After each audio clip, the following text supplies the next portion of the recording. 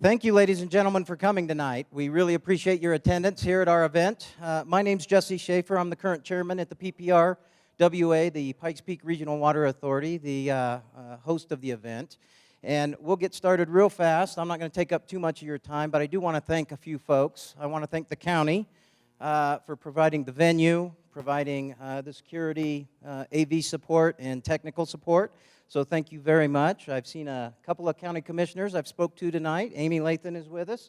I think I've seen Dennis Heisey earlier. He's with us too. So definitely thank the county, thank the county commissioners for their support in this event. I would also like to thank the Colorado Springs HB&A for their contribution toward tonight's event as well. And so real fast, before I introduce who's going to be our moderator tonight, who will also be introducing the panel. But just real quick, I want to see sort of what the demographic of the audience is. If you're a county or a city elected official, could you raise your hand or stand up real quick? Okay, so a number of county and city elected officials. How about special districts? Any officials, elected officials from special districts? And specifically PPRWA member agency elected officials? Okay. And then everybody else, who's here from special districts or member agencies who are employees of those districts?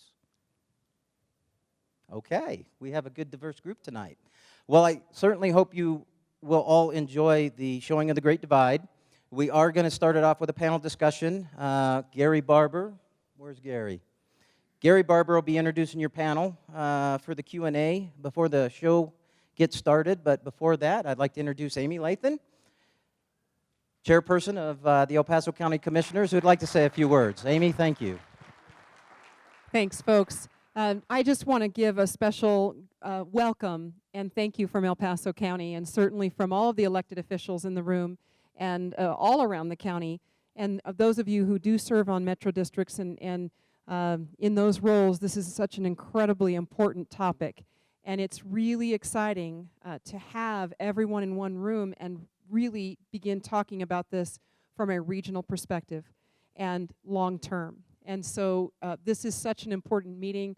I'm very thankful for Regional Water Authority for hosting this, putting this conversation together and getting it started, and we can't stop here, obviously. So for all of the reasons that matter, everything from all the stormwater that we've discussed over the last many years, economic development, all of the sustainability into the future, all the issues that you all know, it's really important for us to be having this conversation. So our thanks to you. We are grateful that you're here. We're very grateful to host and partner in this. Again, thanks to the Housing and Building Association for their partnership. They feed us. And look, when anybody feeds us, we all show up, so that's awesome. So thank you. Sit back. Please keep questions coming, and let's work on this together. Thanks. Really appreciate you being here. One of the ironies of water meetings is we've been advertising this for weeks. We have free food, and we think there's hopefully more than 100 people here. As some of your Pikes Peak Regional Water Authority members will tell you, all you have to do is raise people's water bill about $10, and you can get 200 people to come to a meeting. And some of them have had that experience. It's going on in some of the northern parts of the county. I was asked real quick to explain what is Pikes Peak Regional Water Authority. Pikes Peak Regional Water Authority has been around since the late 90s. It was originally called the El Paso County Water Authority. It expanded to be a little more regional. And it's water authorities are governments of governments. So little governments like special districts or towns like the town of Monument or the town of Palmer Lake contract with each other to work on a common issue, which is water. So they've been around for years. They've done a lot of good work. You'll hear about some of that and some of our brethren in different parts of the state of Colorado. But the Pikes Peak Regional Water Authority meets about 7 to 10 times a year. They have a lobbyist. They look at legislation. But mostly they're working on the solution. And that's a lot of what we're going to try to talk about tonight. I'll also try to do some framing comments for you here. And then as we go through, I'll introduce each of the speakers. We all have to work tomorrow, so we're not going to dive into it too deep. But it's also important to recognize, as Russell George said of the Colorado Water Conservation Board, if you haven't heard of that body, they were created in 1937. They're the senior policy board on water in the state of Colorado. and we're going to take, get a little choked up on this one. We lost one of the giants of the Colorado Water Conservation Board this weekend, Diane Hoppy. Alan Hamill is a former chair, and we'll talk about his experience with that. So framing the Colorado's water issues, we've been around since 1876. Water's always been a hot topic. Back in the 19th century, it was the idea of manifest destiny. We're going to tame the West. We're going to turn the desert green. We're going to drain the swamps. Now we build wetlands. And the desert's saying, why don't you leave me alone for a while? I don't want to turn green. So our values have changed. And what happened is about 90 days ago, Colorado has its first Colorado Water Plan. It's been in the works since May of 2013 when the governor issued an executive order, and Alan Hamill, one of our speakers, was very involved in shaping that executive order. So I'm going to read 3 value statements from the executive order. We want a productive economy that supports vibrant and sustainable cities, viable and productive agriculture, and a robust skiing, recreation, and tourism industry, effective and efficient water infrastructure promoting smart land use, and a strong environment that includes healthy wetlands, rivers, streams, and wildlife. So we've gone from that 19th century allocation model and perspective to using words like sustainability and environment and wetlands. So our values have shifted, and the Colorado Water Plan is intended to give us a big picture view of what that change has been and how we're going to do for our folks, our kids, and our grandkids. The key for us is that it's an economic model. Without water, really, you don't have an economy. Without water, you don't have cities. You don't have farming. So a lot of what we did, I was the project manager for the Arkansas Basin, which is sort of Lamar to Leadville and Palmer Lake to Trinidad, that whole Arkansas River drainage. I was a project manager as part of the Colorado Water Plan to write a Arkansas Basin implementation plan. And we followed these value statements, and we looked at agriculture as an economic engine in the valley. We looked at recreation. The Upper Basin is a recreation model based on water and rafting and fishing and tourism. So what I'd like to do is, that's sort of the framework of the conversation. The other issue in Colorado is, ironically, and that's where the name The Great Divide comes from, 85% of the water falls on the western side of the Continental Divide and flows west out of the state. 85% of the agricultural and the people are on the east side. So that Great Divide is one that splits up where the water is and where it's used. And what you'll see in the movie as it goes along are folks who are each thinking regionally, each thinking about statewide issues, but from an individual perspective. And that's what the Pikes Peak Regional Water Authority is trying to do. They're trying to work together regionally, solve regional water issues, but from each of their own individual perspectives. The challenge is, unfortunately, that in the movie, they don't talk about our biggest challenge here in El Paso County, which is our use of deep aquifer water or non-renewing aquifer water called the Denver Basin. So we're mining water at about a 100-year rate that got there at a geologic rate. I tell folks the water is where the glaciers went when they melted. So it's dinosaur water, and we're mining it, and it's a very powerful economic engine to create communities, but there's got to be another solution. So some of what you'll hear from our panelists, or especially our first panelist, is that idea of how are we going to meet this gap. The idea of the Arkansas Basin implementation plan is, where are your gaps and how are you going to meet those? What we're probably not going to talk about, unfortunately, and I saw Commissioner Lathan's email to promote this, we're not going to dive very deep into stormwater or watershed health or some of the other water quality. I don't know what PFOA stands for. I just heard about it recently. We're not going there tonight because, again, we all got to work tomorrow, right? And that's a long conversation. But what we want you to see in the movie and what we want you to see from our panelists is this idea of thinking regionally, thinking statewide from your individual perspective, and how do we work together to preserve the value of water and the value of our economy. So with that, I'm going to start talking about our first speaker. He is the Executive Director of the South Metro Water Supply Authority. These are the folks that have a similar deep groundwater aquifer challenge in Douglas County and Arapahoe County. All of those areas are mining this aquifer and have been really since the late 70s, early 80s. What they're doing up there, though, and I'll let Eric talk to it, is they found a way to work with the Denver Water Board and Aurora Water to have common infrastructure.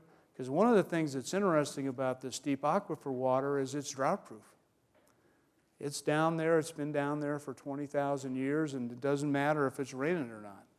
The water's still there and in a drought condition. So can you combine the drought-proof quality of the deep aquifer with the sort of changing nature of the renewable system and common infrastructure and work together? So actually, I don't know what they're going to say, but I'm telling them what I asked them to say. What I asked them to say was this. The other thing they have focused on, which is really important, is conservation. Domestic conservation and using less water to do some of the same things. And then this whole issue of we've got to come to a collaborative solution. How do you make that work? So our first speaker, Eric Keacock, South Metro Water Supply Authority. Great, thank you so much, and thanks to the Pikes Peak Regional Water Authority and to the El Paso County Commissioners for having this event tonight. I think it's great. Anytime that us water geeks get to talk to people that have a broader perspective and are outside of the water world, it's always a pleasure to be able to be in front of an audience like that. So I'm going to make a few remarks and then look forward to some questions and some panel discussion. But as Gary said, we share a common issue with the entities that are in the Pikes Peak Regional Water Authority. So I'm the Executive Director of South Metro Water Supply Authority. We have 13 different members. 12 of them are special districts, and then one is the town of Castle Rock. And I always joke that everything being equal, they'd probably prefer to be left alone and just fight with each other, but they're bound together by this common need or this common crisis of having to find renewable water supplies and work together in order to do that. I'll tell you a quick story of sort of how we got to where we are. I get asked the question all the time, well, how would a region be so stupid as to grow up on a non-renewable supply and not have an alternative? Well, there was an alternative. The plan at the time was that these South Metro entities were going to develop. They were going to get their communities going on, fairly available, fairly cheap supply that's underneath their feet. And then over time, they would transition to a regional supply. This was in the 70s and 80s. The Denver Water Board at that time was in the business of taking advantage of economies of scale, growing their service area, and continuing to serve larger and larger areas. And the project that they were going to do that with was the Two Forks project. And our members were heavy participants in that project. And so they were going to be on groundwater. When Two Forks was approved, they were going to transition onto water from the Two Forks project and probably eventually get absorbed into the Denver water service area. Well, that coincided with the environmental movement in the U.S. and in Colorado. Two Forks was a poster child for that era.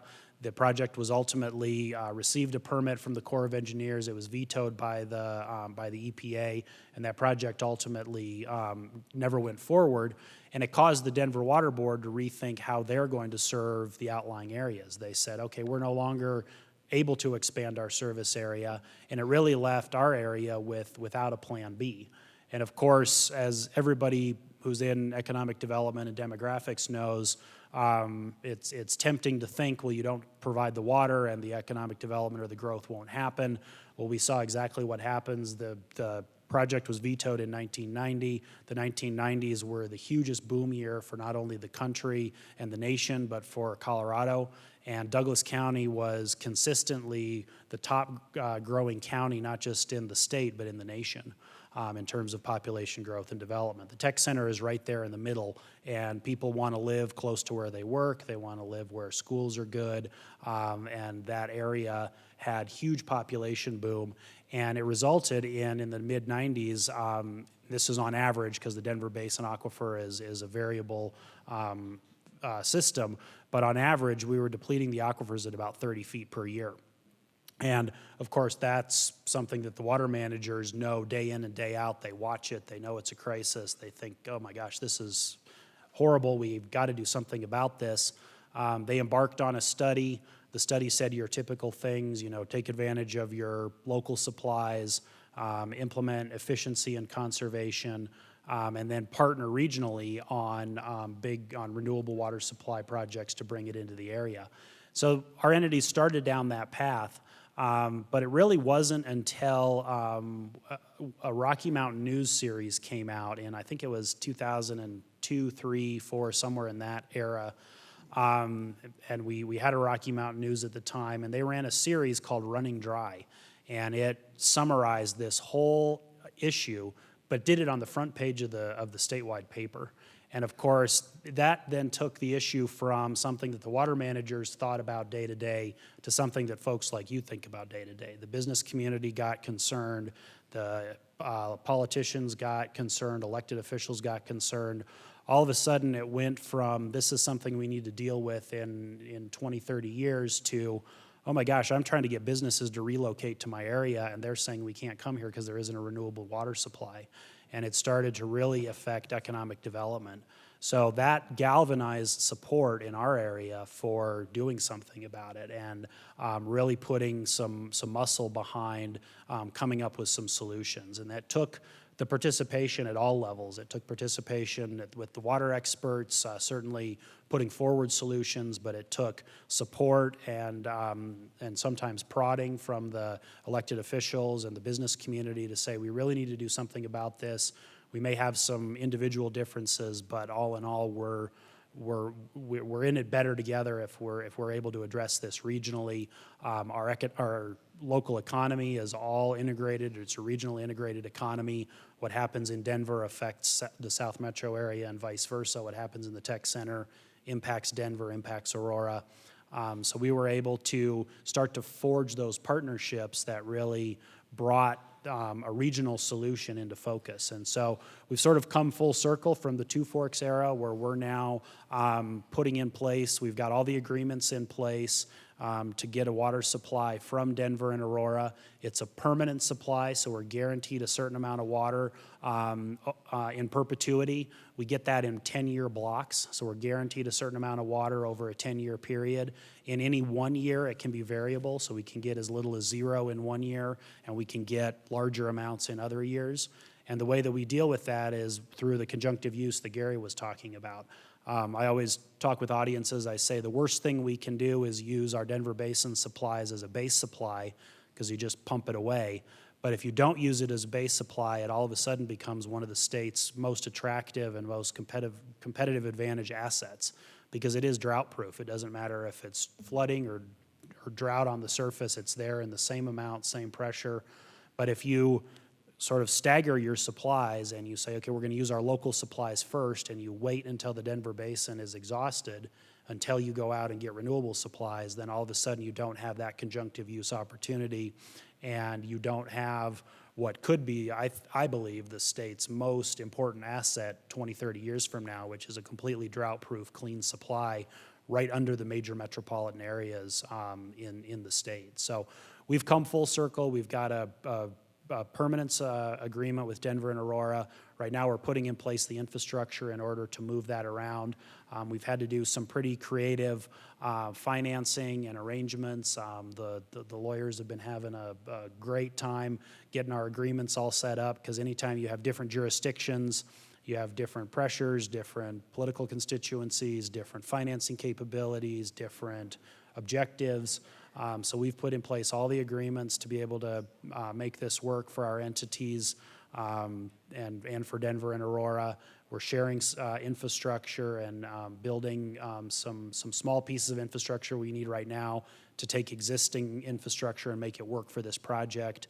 And we're anticipating that we'll be up and running with delivering water in November, and we'll be at full deliveries, starting to ramp up next summer and ramped up to full deliveries by 2021 is the current plan. So if there's a million details underneath all of that in terms of how you get it to work, what motivates it, what makes it work. But if I leave you with nothing tonight other than a sense of urgency that it's important to tackle this, one, before it either gets to be a crisis or even worse, before we exhaust one of our state's biggest assets, I'd like to leave you with a sense of urgency, and two, that it's possible. It's possible. These are solvable problems. It's possible for different jurisdictions that have a lot of differences in some areas to come together and participate in a big regional water project. It's possible for entities as small as 1 or 2 staff members to partner with an entity the size of Denver Water in order to make some of these things happen. It's difficult, and it's painful, and in any partnership, everybody gets something that they need out of it, but nobody gets everything that they need. It's never a perfect solution for everybody, but it's a good solution for everybody.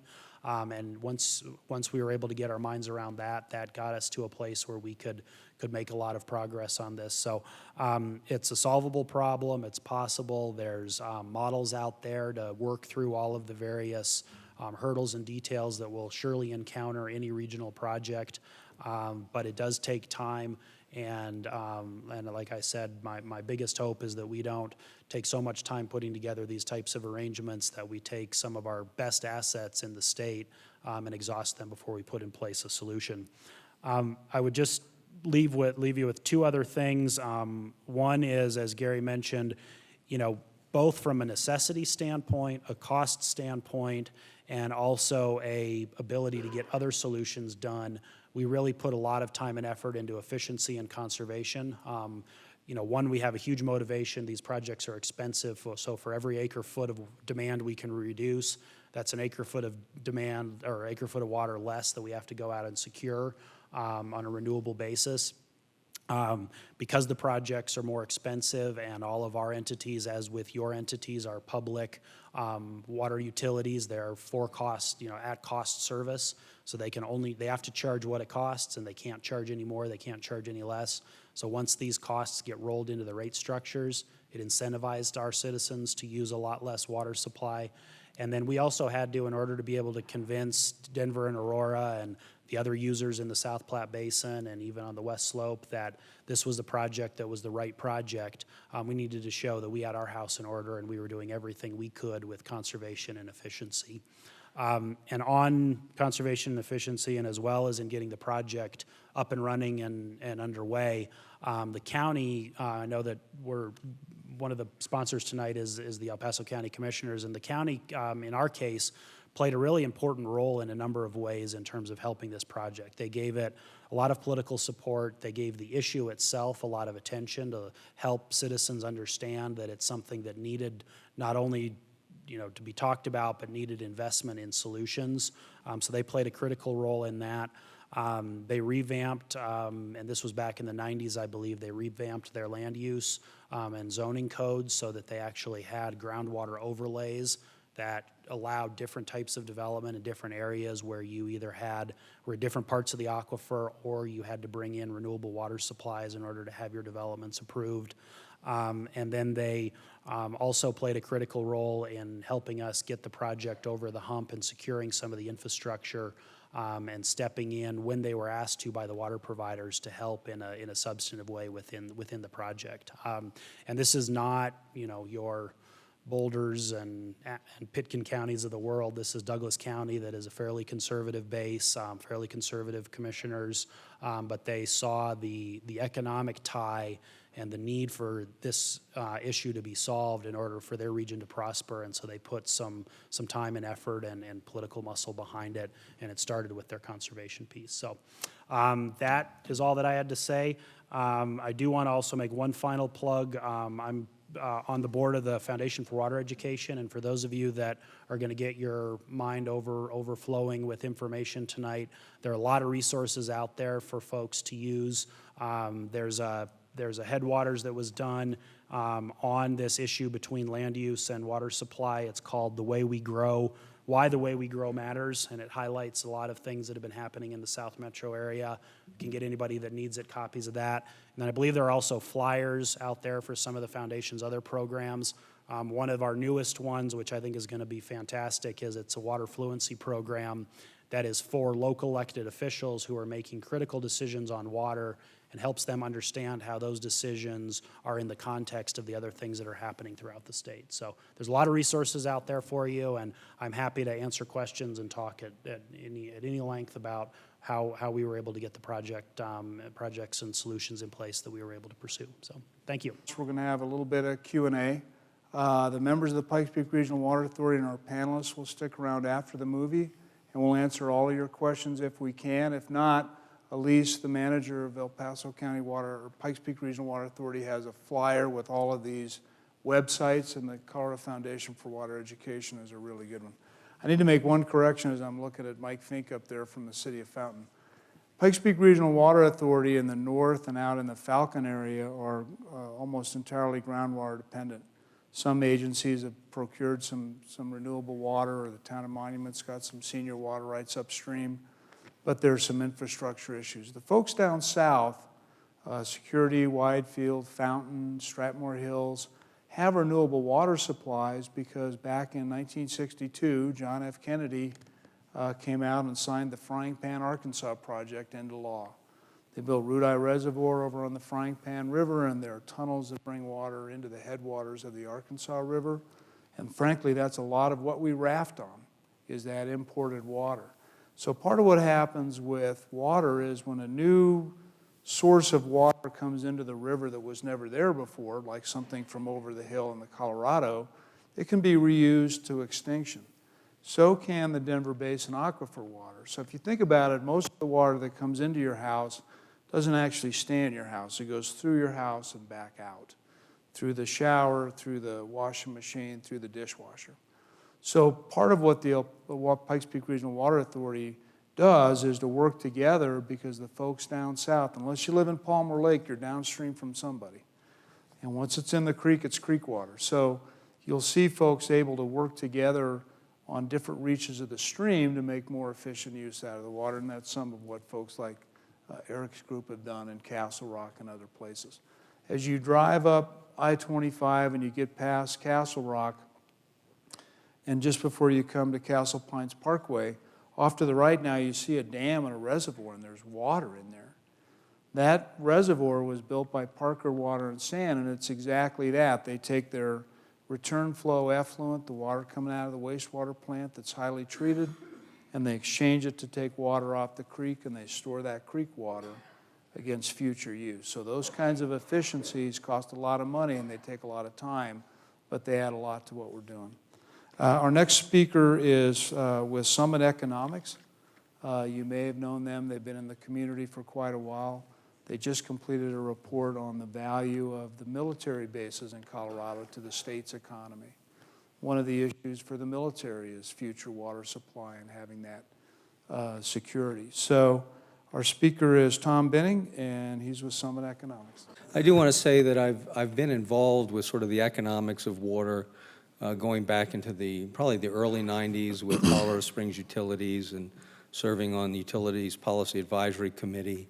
Have done a study statewide on the economics of water and how the West Slope, Front Range, ag, urban, how we're all interconnected, which was a very interesting study. Worked on the Southern Delivery System, have worked with Pikes Peak Regional Water Authority trying to show the connection within our region, how we're connected. Also done white paper on stormwater. So I'm pretty involved with this, and I still feel like a total novice when it comes to water. From an economic perspective, probably the only thing I have found more complex than water is healthcare. So, it's very challenging, and a lot of rules and regulations, a lot of history behind it.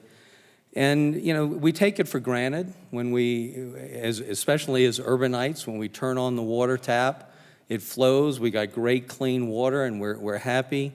And we don't really think about it until we enter some drought conditions and we have to cut back on irrigation, or if there's ever a real emergency and we run out of water.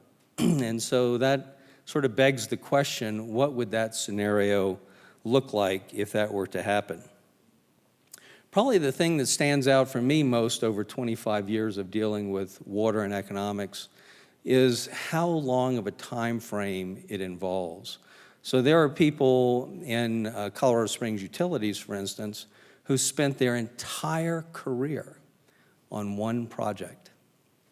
And so it takes a 20, 30, if not more, year time frame to really manage the future of water in a semi-arid location like Colorado.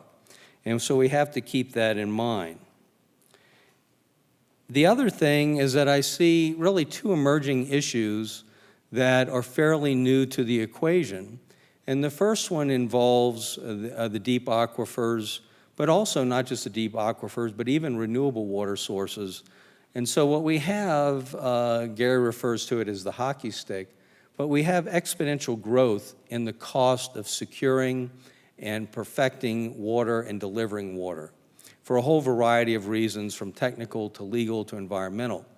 And so the problem only gets worse as we move out into the future at an exponential rate. So that's very concerning. The other emerging issue is climate change.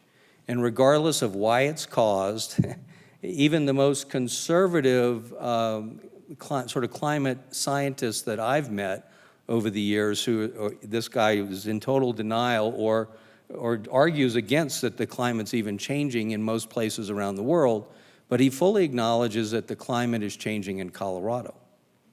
And so we have that issue not only for Colorado, but because we are the headwaters for the Colorado River, that is an issue that transpires throughout the entire southwestern part of the United States. And so, you know, my experience there is that water flows through regions, and regions compete. And I think Alan will give probably a great perspective of the state.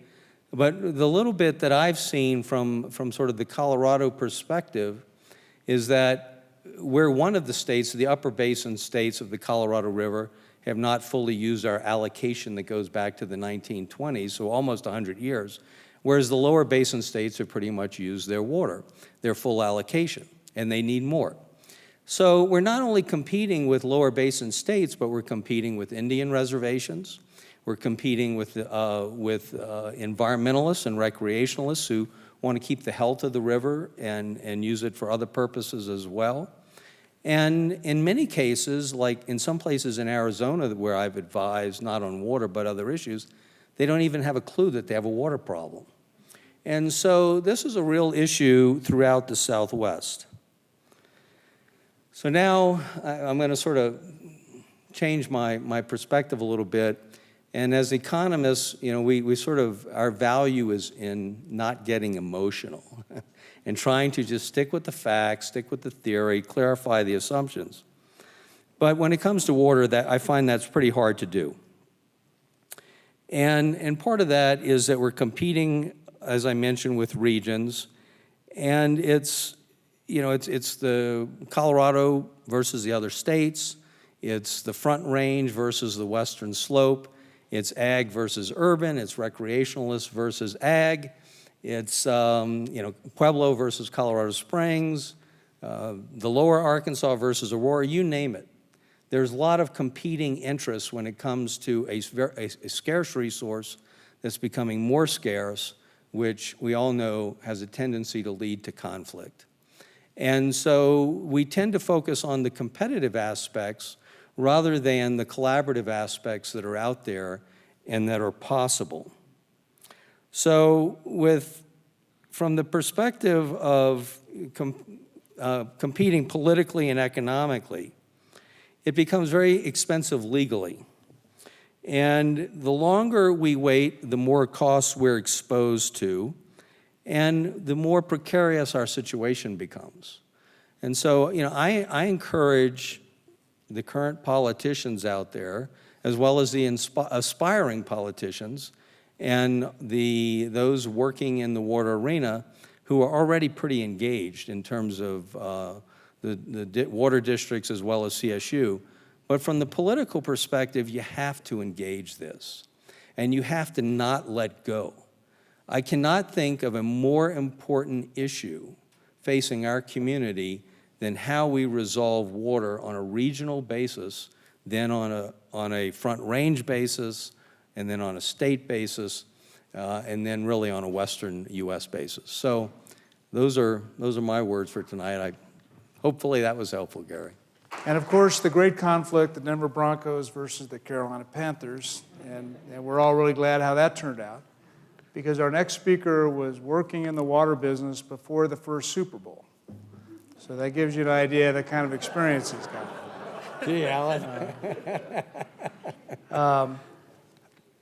In the drought of 02, 03, 04, it was a real shocker. And the old rule of thumb in the Arkansas River was if your water right was senior, it's kind of like flying Southwest Airlines. If you've got A2 or A3, you're getting on the plane even if it's a four-seater, right?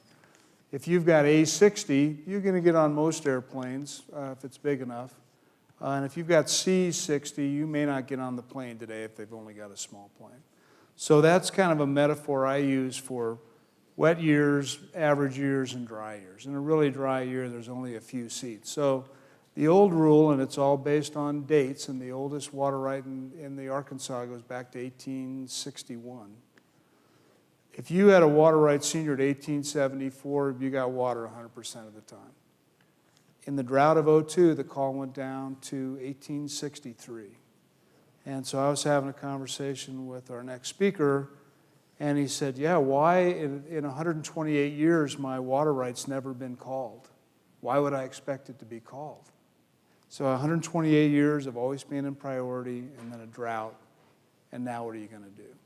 And you got, 90,000 people dependent on that source.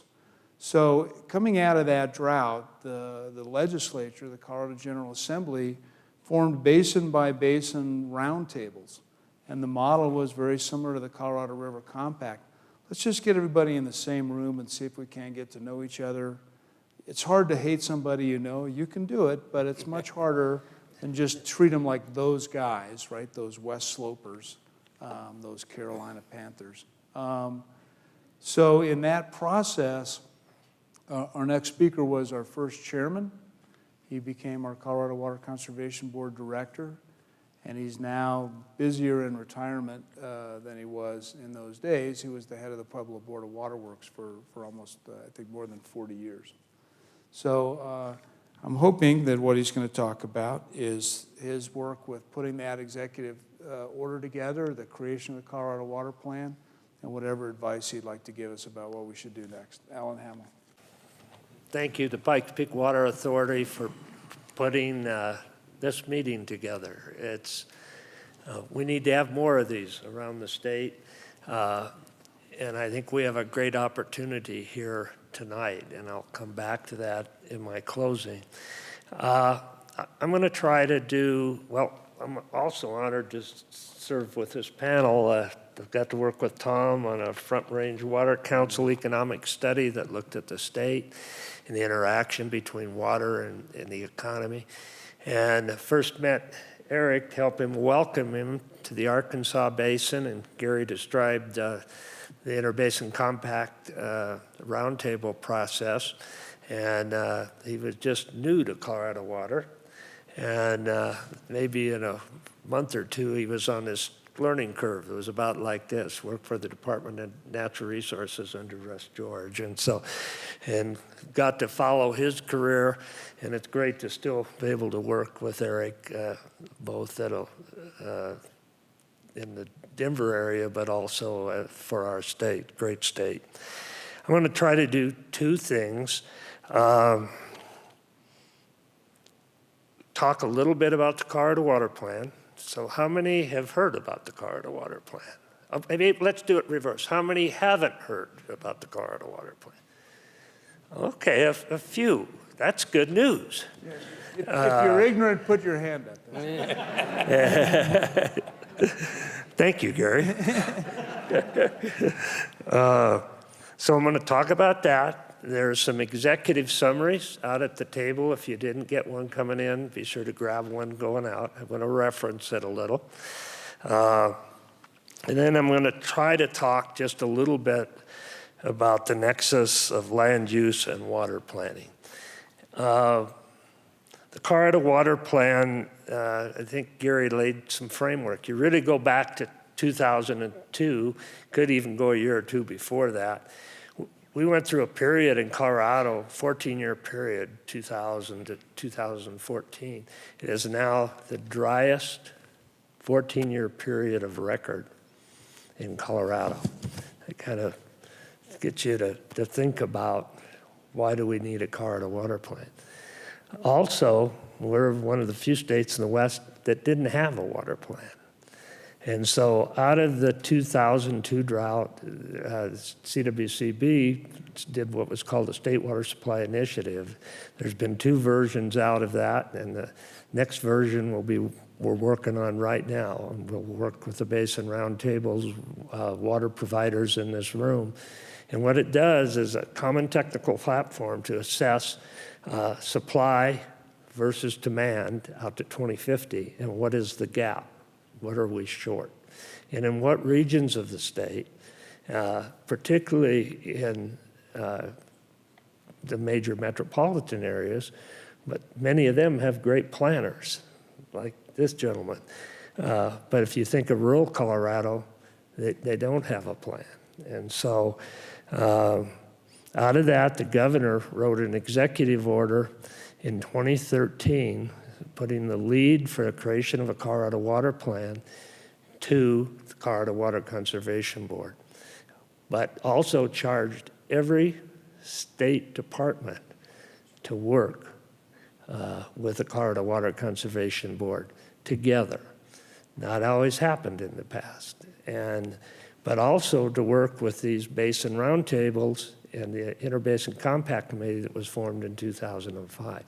And we wouldn't have been able to finish a water plan between 2013 and when we delivered it to the governor in November of this past year, in 2015, because we wanted a Colorado water plan by Colorado citizens. Some of the water plans in the West are bottom up, but there's some that are top down, and that's not what we felt was good for Colorado. So a lot of people have had input. There's been over 1,100 Basin Roundtable and Interbasin Compact Committee meetings, and 30,000 people in Colorado. I think it's the biggest response to any outreach on a state initiative for input.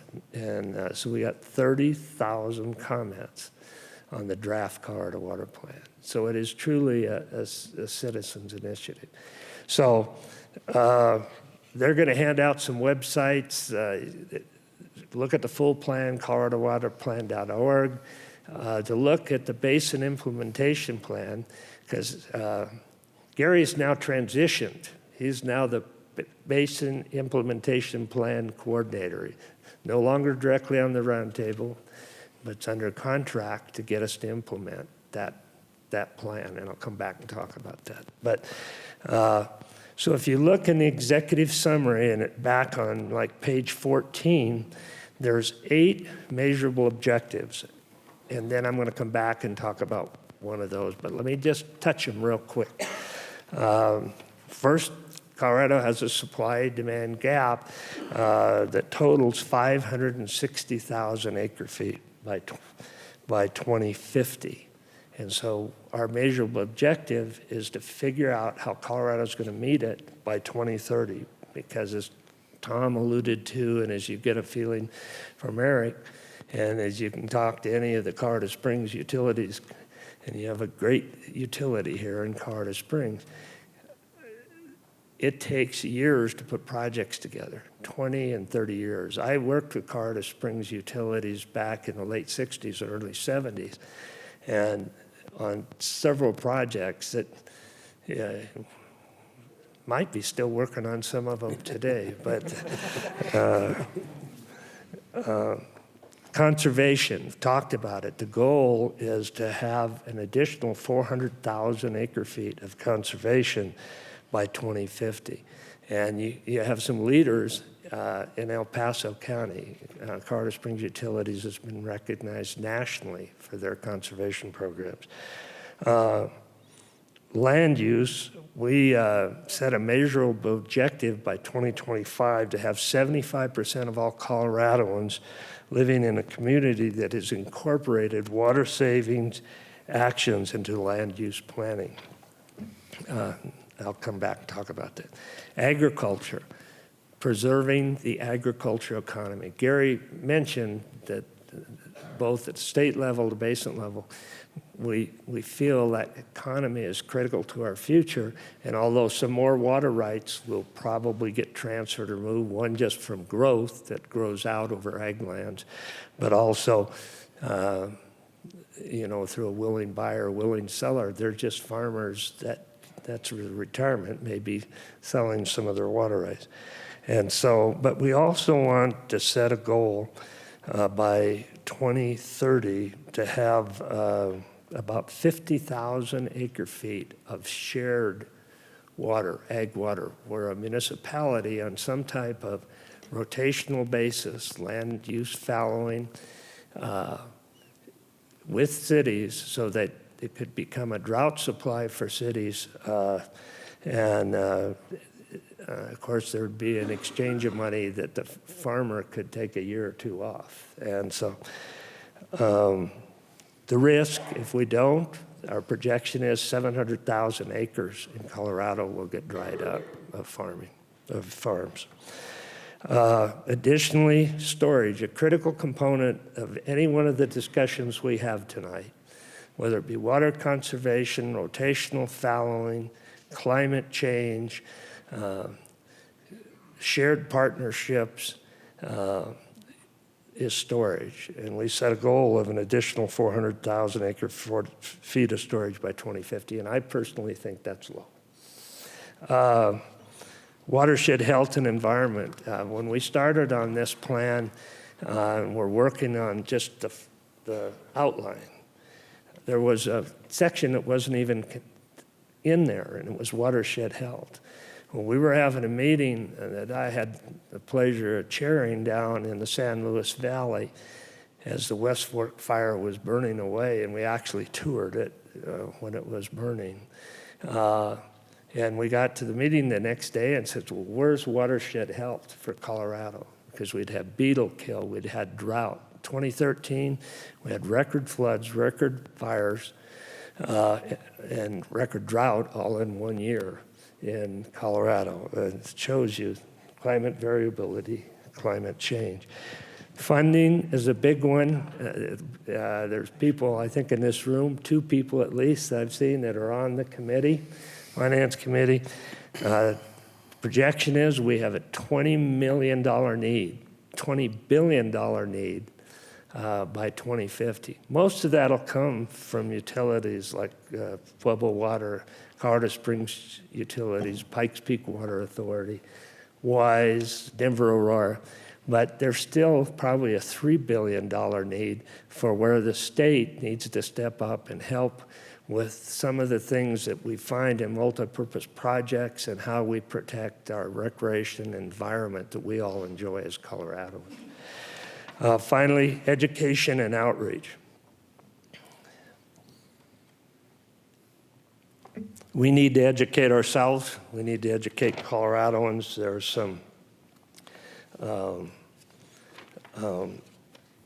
ideas there in the plan. Once you get into the whole plan, if you're motivated, you can go right to chapter 10 because there's probably 37 or 38 objectives in there. And how are we going to measure this and timelines? And within those, it gives you references back into the report if you want to learn more. So that is a really quick overview of the Colorado Water Plan. I'm going to come back and talk about implementation. Land use and water planning. Those two don't come together in Colorado's past. There are some conditions or circumstances that have happened in different parts of the state or on one project, but to really think about what is a critical part. All these are critical that I just talked about, but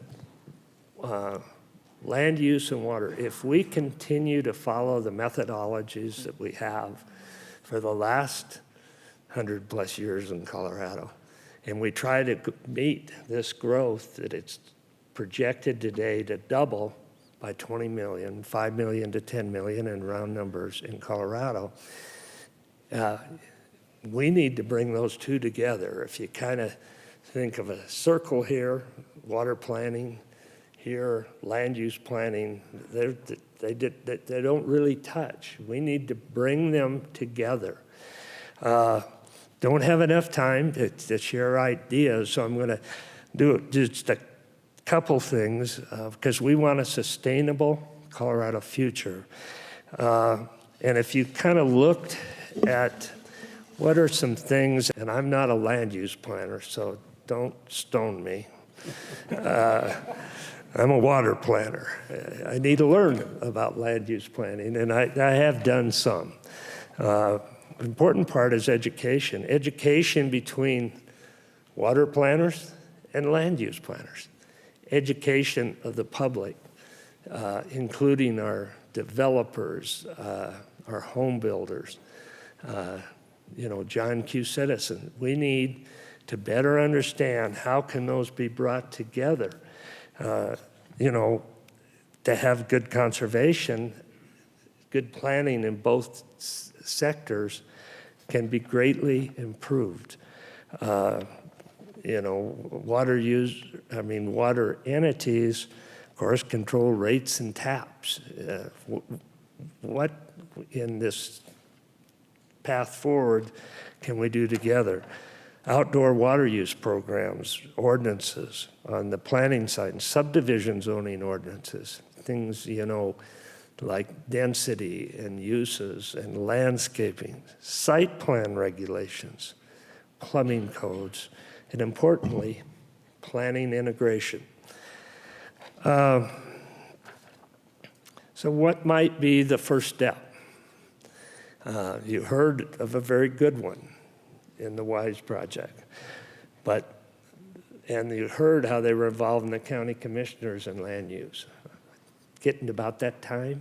Okay, we're gonna go fast, so hang on. So if you think about that, there was some legislation passed. There is available Land Use Leadership Alliance training.